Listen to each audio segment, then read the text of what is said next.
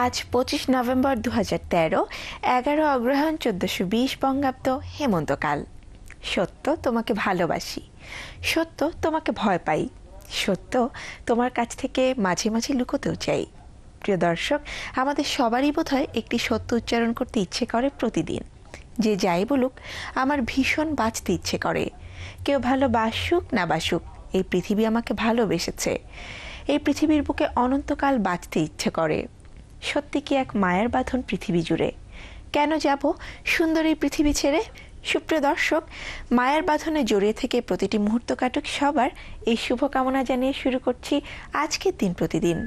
আজ দিন প্রতিদিনে রয়েছে আজ কোথায় কি হাসি মুখ, জানেন হয়তো, চিরসুন্দর, অবসরে, স্বাস্থ্যকথন, আপনার মতামত, আজকের বাংলা ভিশন এবং সব শেষে আনন্দ আড্ডা।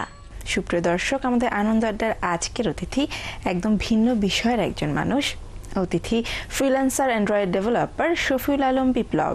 চলুন পরিচিত হয়ে আমাদের আজকের অতিথির সাথে। সুপ্রভাত ভাইয়া, কেমন আছেন? ভালো আছি ভাই, আপনার সাথে কথা বলবো, বেশ কিছু বিষয় নিয়ে জানতে চাইবো, তবে তার আগে আমাদের কিছু নিয়মিত পরিবেশনা। আজ বাংলাদেশ শিল্পকলা একাডেমি জাতীয় নাট্যশালার মূল থিয়েটার হলে রয়েছে পুবের থিয়েটারের পরিবেশনায় নাটক বাঘাল। একাডেমির এক্সপেরিমেন্টাল থিয়েটার হলে রয়েছে স্টেজ 1-এর পরিবেশনায় নাটক সূচনা। একাডেমির স্টুডিও থিয়েটার হলে রয়েছে নাট্যদ্বীপের পরিবেশনায় নাটক কর্ণসংবাদ। হাসতে নাকি জানে না কেউ, কে বলেছে ভাই, এই দেখো না কত হাসির খবর বলে যাই। প্রিয় দর্শক, না, আমার কাছে অনেক হাসির খবর আপাতত নেই, তবে আপনাদের জন্য রয়েছে নির্মল হাসির প্রচেষ্টা। প্রাণখোলা হাসিতে সকালটা শুরু হলে দিনটাও সুন্দর কাটবে নিশ্চয়ই। তাই এবার আমাদের নিয়মিত আয়োজন হাসি মুখ। গার্লফ্রেন্ড ফুচকা খাইতেছে আর বয়ফ্রেন্ড তার মুখের দিকে তাকিয়ে। তো গার্লফ্রেন্ড বলছে, ওগো তুমি আমার মুখের দিকে তাকিয়ে অমন করে কি দেখছো? বয়ফ্রেন্ড ধর, মুখ কি কোন খাঙ্গার, সব খালি নিজে খাইবা, যেটা ফুচকা আমারও খাইতে দাও।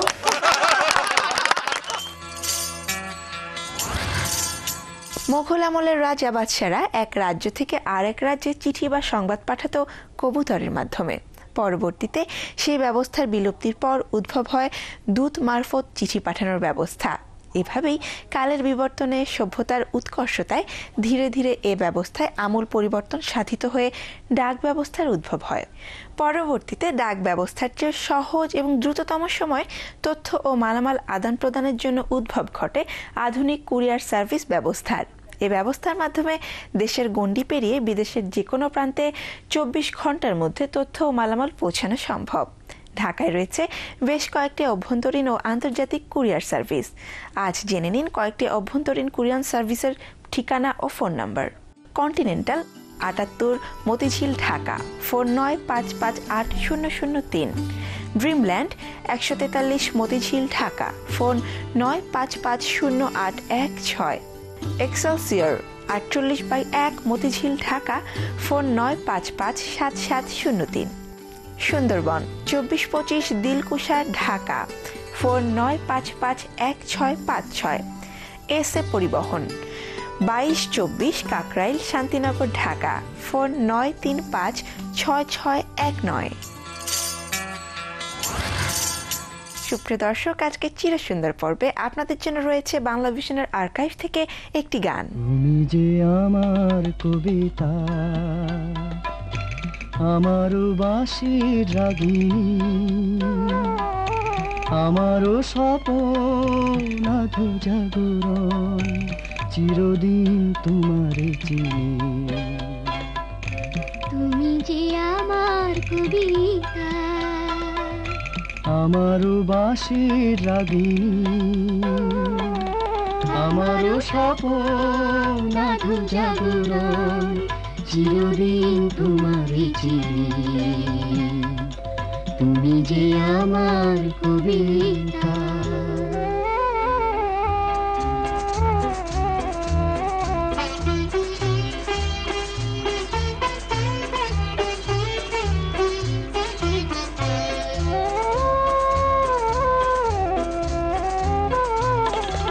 আমি কে তোমার যদি জানতে, তবে কি আমায় কাছে টানতে হয়তো সুদূরে যেতে গোসরে।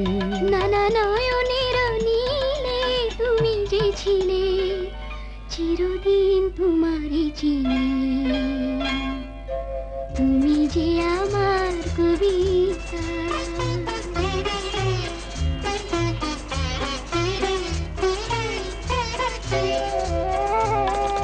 তুমি এলে তাই স্বপ্ন এলো, ইন্দ্রধনুর লগ্ন এলো, তুমি এলে তাই স্বপ্ন এলো, ইন্দ্রধনুর লগ্ন এলো, এ মধু প্রহর হোক না আমার, ওগো মোর পল্লবিনী, তুমি যে আমার কবিতা।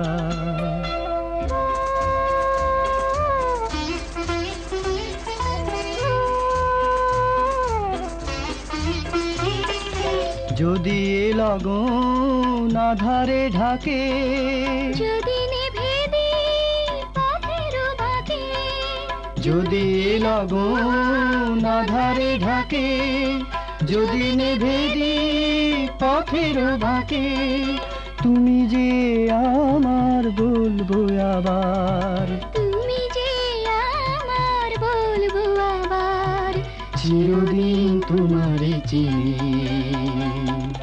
তুমি যে আমার কবিতা, আমারও বাঁশির রাগিনী, আমারও স্বপ্ন আধো জাগরণ, চিরদিন তোমারে চিনি, তুমি যে আমার কবিতা। আজ দিনে ব্যস্ততার ফাঁকে কিছুটা অবসর হয়তো পাবেন। অবসরে কি করবেন? আজ একটি বইয়ের কথা বলতে চাই। প্রিয় দর্শক, আজ আন্তর্জাতিক নারী নির্যাতন প্রতিবাদ দিবস। নারী নির্যাতন বন্ধ করতে হলে আমাদের নারীর মূল্য ও মর্যাদা সম্পর্কে জানতে হবে, সচেতন হতে হবে, পড়তে হবে নারী বিষয়ক আদর্শ বই। জনপ্রিয় ঔপন্যাসিক শরৎচন্দ্র চট্টোপাধ্যায়ের অসামান্য একটি প্রবন্ধের বই নারীর মূল্য, নারীর সামাজিক অধিকার ও সমাজে নারীর স্থান সম্পর্কিত মূল্যবান প্রবন্ধ রয়েছে এই বইটিতে।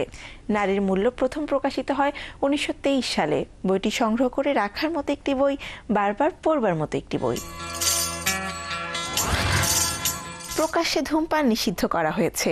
আইন করা হয়েছে প্রকাশ্যে ধূমপান করলে জরিমানা দিতে হবে, কিন্তু তবু প্রকাশ্যে ধূমপান বন্ধ হয়নি। ধূমপান স্বাস্থ্যের জন্য ক্ষতিকর। বিশেষজ্ঞরা বলেছেন যে ধূমপান করে শুধু তার স্বাস্থ্যের ক্ষতি হয় না, ধূমপায়ীর আশেপাশে যারা থাকেন তাদের স্বাস্থ্যেরও ব্যাপক ক্ষতি হয়। গবেষণা করে বিশেষজ্ঞরা জেনেছেন পরোক্ষ ধূমপান থেকে ফুসফুসের ক্যান্সার হতে পারে। প্রিয় দর্শক, আপনি যদি ধূমপান না করে থাকেন তো আপনার পাশে যেন কেউ ধূমপান না করে সেদিকে খেয়াল রাখুন। অধূমপায়ীকে সচেতন হতে হবে, অন্যের ধূমপানের ধোঁয়া থেকে নিরাপদ দূরত্বে থাকতে হবে। শিশুর সামনে ধূমপান করা আর শিশুকে ক্যান্সারের পথে এগিয়ে দেওয়া একই কথা। সুপ্রিয় দর্শক, আপনাদের পাঠানো চিঠিপত্র পড়ে শোনাবো এবার। চাঁদপুর থেকে শায়লা লিখেছেন, সকালবেলা শীতের চাদর গায়ে দিয়ে আমি দিন প্রতিদিন অনুষ্ঠানটি দেখি। প্রতিদিন জানা অজানা অনেক তথ্য সংগ্রহ করে আপনারা সেই অনুষ্ঠানটি দেখান, এজন্য আমরা অনেক বেশি পছন্দ করি অনুষ্ঠানটি। প্রতিদিন সকালে দিন প্রতিদিন অনুষ্ঠানের মধ্যে থেকে প্রয়োজনীয় অনেক তথ্য দেওয়ার জন্য বাংলা ভিশনকে অনেক ধন্যবাদ।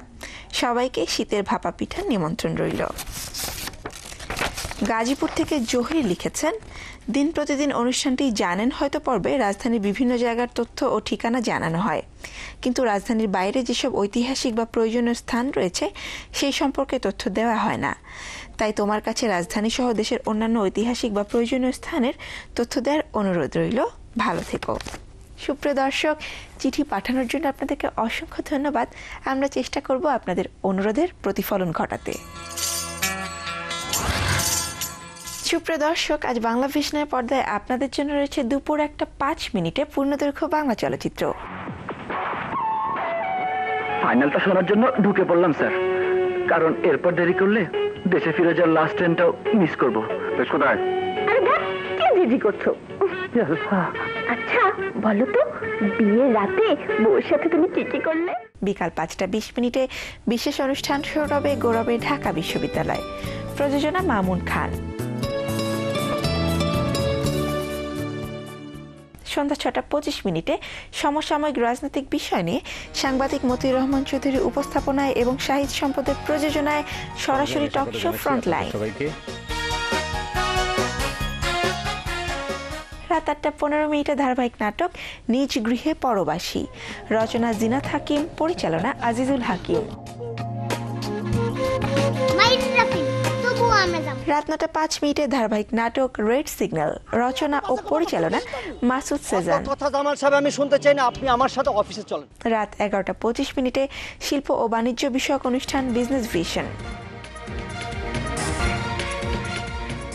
রাত 12:40 মোস্তফা ফিরোজের উপস্থাপনায় এবং জিয়াউল হাসানের প্রযোজনায় দেখবেন প্রবাসীদের নিয়ে সরাসরি অনুষ্ঠান প্রবাসী মোড়। দর্শক, এছাড়াও সকাল 7:30, সকাল 10টা, বেলা 11টা, দুপুর 12টা, 2টা, বিকাল 4টা, 5টা, সন্ধ্যা 7:30, রাত 10:30 এবং রাত 1:30 দেখুন বাংলা ভিশন সংবাদ।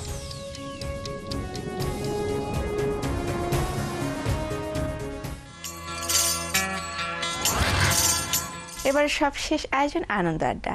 আসুন ফিরে যাই আমাদের আজকের অতিথি freelancer android developer Shafiul Alam বিপ্লবের কাছে। ভাইয়া, শুরুতেই জানতে চাইবো, এই যে ফ্রিল্যান্সিং, এই বিষয়টা যদি একটু বিশদভাবে বলতেন। ফ্রিল্যান্সিং শব্দটা আমরা জানি বাংলাদেশে একটা নতুন, অনেক মানুষের কাছে একটা নতুন এক ধরনের একটা শব্দ। আর ফ্রিল্যান্সিং শব্দটাকে নর্মালি যদি আমরা বলি যে ফ্রি কাজ করা, রাইট? ব্যাপারটা হচ্ছে যে আমি আমার ঘরে বসে থেকেই বা আমি যেখানে আসছি সেখানে বসে থেকেই আমি বাইরের কোনো ক্লায়েন্ট বা বাইরের যে কাজ দিতে আগ্রহী তার কাজগুলো করে দেওয়াকে মেইনলি বাংলাদেশ থেকে এটা ফ্রিল্যান্সিং বলা হয়। প্রধান টার্গেটে থাকে বাইরে থেকে কাজগুলো ম্যানেজ করা। আর সেই ম্যানেজগুলো তো সরাসরি যেহেতু যোগাযোগ করা যায় না, সেই জন্য বিশ্বের কতগুলো জনপ্রিয় ওয়েবসাইট আছে। তো ওয়েবসাইটগুলো মেইনলি হচ্ছে আউরেক্স, ইলেন্স, ফ্রিল্যান্সার.com। সো সেই সাইটগুলো থেকে তারা কাজগুলো সংগ্রহ করে, সেখানে অনেকগুলো কাজের লিস্টিং থাকে এবং তারা সেখান থেকে তাদের পছন্দ যে বিড করে এবং বিড করার পরে ক্লায়েন্ট যদি পছন্দ করে তাদের বিড এবং প্রপোজাল মানে তারা যে প্রস্তাবনা দেয় যে আমার এক্সপিরিয়েন্স কি বা আমি এই কাজগুলো করতে পারবো কিনা, দেন ক্লায়েন্ট যদি চুজ করা তখন তারা কাজগুলো এভাবে পায় এবং ঘরে বসে থেকে সেগুলো কমপ্লিট করে তারা বাইরে পাঠিয়ে দেয় এবং ক্লায়েন্ট লাস্ট পর্যন্ত টাকা পে করে দেয় বিভিন্ন কিছু ইন্টারন্যাশনাল কিছু পেমেন্ট সিস্টেমের মাধ্যমে। সাধারণত কি ধরনের কাজের লিস্ট থাকে যদি একটু বলতেন? ফ্রিল্যান্সিং শব্দটা আসলে বিস্তৃত। মানুষ নর্মালি মনে করে যে এটা আসলে প্রোগ্রামিং বা আইটি রিলেটেড হতে হবে, আসলে না। দেখা যাচ্ছে যে আমেরিকা বা কানাডা অথবা ইউকে থেকে ক্লায়েন্টরা তারা সব ধরনের কাজই করাচ্ছে, আর্টিকেল রাইটিং, ইভেন যেগুলো কিন্তু আইটির বাইরে, রাইট? মানে তাদের দৈনন্দিন কাজের জন্য অনেক কিছুই যেগুলো জাস্ট ফিজিক্যাল কানেকশন লাগে না, তো সেগুলোও কিন্তু তারা করাচ্ছে এবং সেগুলোই আসলে এভাবে অনেক ক্ষেত্রে এই ক্ষেত্রটা আসলে বিস্তৃত। সুতরাং আমরা আসলে কোনো কিছুতে এটাকে গণিতে আবদ্ধ করতে পারি না এটাতে। আচ্ছা, তো বাংলাদেশে ফ্রিল্যান্সিং এর ক্ষেত্র কতখানি তৈরি হয়েছে বলে আপনার মনে হয়? গতকালকে একটা প্রতিবেদন দেখলাম যে ওরেক্সের যে অ্যাম্বাসেডর যিনি মাহমুদুল হাসান সানি, তার একটা রিপোর্টে দেখলাম যে বাংলাদেশে 2012 সালে টোটাল 2 লাখের মতো নতুন সাইন আপ করেছে অনলি orex.com ওয়েবসাইটে। দ্যাট মিনস 2 লাখের মতো মানুষ ইন্টারেস্টেড ফ্রিল্যান্সিং ক্ষেত্রটাতে এবং প্রতিদিনই তারা $1 কোটি মতো আর্ন করতেছে বাংলাদেশে এই পর্যায়ে।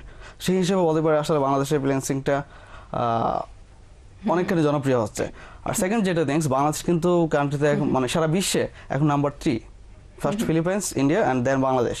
তো সেই হিসেবে সারা বিশ্বের 200 কান্ট্রির ভিতরে আমরা যদি নাম্বার 3 থাকি তাহলে তো আমরা আসলে অনেক ভালো করতেছি এই ক্ষেত্রে। আচ্ছা, কেউ যদি ফ্রিল্যান্সার হতে চায়, যারা ঘরে বসে দেশের বাইরে বিভিন্ন কাজ করে অর্থ আয় করতে চায়, সেক্ষেত্রে তাদের কি ধরনের প্রস্তুতি নেওয়া উচিত? ইম্পর্টেন্ট যে দিকটা সেটা হচ্ছে যে তাকে স্কিল হয়ে আসতে হবে, তাকে দক্ষ হয়ে আসতে হবে।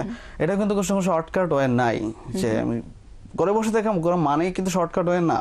আমার কিন্তু টোটালি স্কিলড হয়ে আসতে হবে। এই ক্ষেত্রে আমার যেমন 4 বছর লাগে আমার যখন একটা অনার্স কমপ্লিট করতে, এই ক্ষেত্রে এরকম টাইমই দিতে হবে লাস্ট পর্যন্ত, আদারওয়াইজ আসা যাবে, টিকে থাকা যাবে না। সেক্ষেত্রে কোনো প্রাতিষ্ঠানিক শিক্ষা ব্যবস্থা কি আছে যে যেখান থেকে তারা এই বিষয়টা জানতে পারবে, বা প্রশিক্ষণের কি কোনো ব্যবস্থা আছে? প্রাতিষ্ঠানিক শিক্ষাটা বাংলাদেশে এখনো চালু হয় নাই। যদি আমি মনে করি যে আসলে এটা দরকার, কারণ আগে থেকেই ধারণাটা দেওয়া দরকার যে কোনো প্লেসে, এটা ভার্সিটিতে হোক, কলেজে হোক, অথবা 3 মাস বা 6 মাস ব্যাপী কোর্সের মাধ্যমে হোক শিক্ষাটা দেওয়া দরকার, তাহলে অনেক মানুষ অনেক ভুল ধারণাগুলো রিমুভ হয়ে যায়। আচ্ছা, তো এই যে ফ্রিল্যান্সকে পেশা হিসেবে নেওয়ার মতো সুবিধা বা সুযোগ কতখানি, এবং আমাদের দেশে এরকম পরিস্থিতি এখনো কি তৈরি হয়েছে শুধুমাত্র ফ্রিল্যান্সকেই পেশা হিসেবে নেওয়া যাবে? ফুল টাইম হিসেবে নেওয়ার মতো পরিস্থিতি এখনো আসে নাই, ফ্রিল্যান্সিং এর কারণে না, ফ্রিল্যান্সিং রিলেটেড বাইরের যে কিছু কারণ আছে সেগুলোর কারণে। আচ্ছা, আপনাকে অসংখ্য ধন্যবাদ আমাদেরকে সময় দেওয়ার জন্য। আপনাদের অনেক ধন্যবাদ। দর্শক, এতক্ষণ কথা হচ্ছিল অতিথির সাথে, এবারে সময় হলো বিদায় নেবার। আমরা আপনাদের মতামত আর ইচ্ছের প্রতিফলন ঘটাতে চাই এই অনুষ্ঠানে। মতামত আর ইচ্ছের কথা জানাতে আমাদের কাছে চিঠি লিখুন এই ঠিকানায়। প্রযোজক দিন প্রতিদিন, Bangla vision news tower, 110 Bir Uttam CR Datta road, Dhaka 1205। Phone 963203 থেকে 4 পর্যন্ত। আমাদের কাছে ইমেল করতে পারেন এই ঠিকানায়, dinprotidin@banglavision.tv। রবার্ট ব্রাউনিং এর একটি উক্তি দিয়ে শেষ করব আজ। তিনি বলেছেন, একটি দিন চলে যাওয়া মানে জীবন থেকে একটি দিন ঝরে যাওয়া। দর্শক, আসুন একটি দিনও যেন বৃথা নষ্ট না করি সেদিকে খেয়াল রাখি। প্রতিটি দিন হোক কর্মময়, মূল্যবান, এই প্রত্যাশায় আজকের মতো শেষ করছি দিন প্রতিদিন। সবাই ভালো থাকুন, সুন্দর থাকুন, বাংলা ভিশনের সঙ্গেই থাকুন।